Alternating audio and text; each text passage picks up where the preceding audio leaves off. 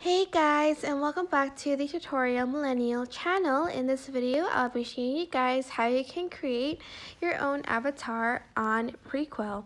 So you can either press check it now on this For You page, or you can go to AI effects and go to all and select the avatar style you want to choose for your avatar.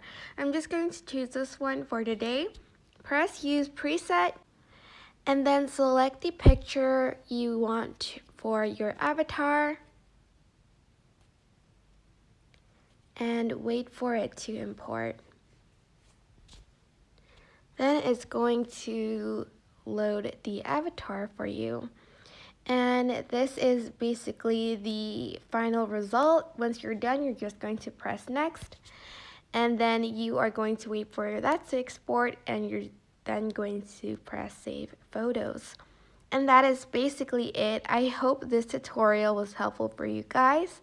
Don't forget to like, comment, share, and also subscribe to this channel if you haven't done that. If you have any questions, just leave it in the comment section down below, and I will try my best to answer them all. Thank you so much for watching. Bye!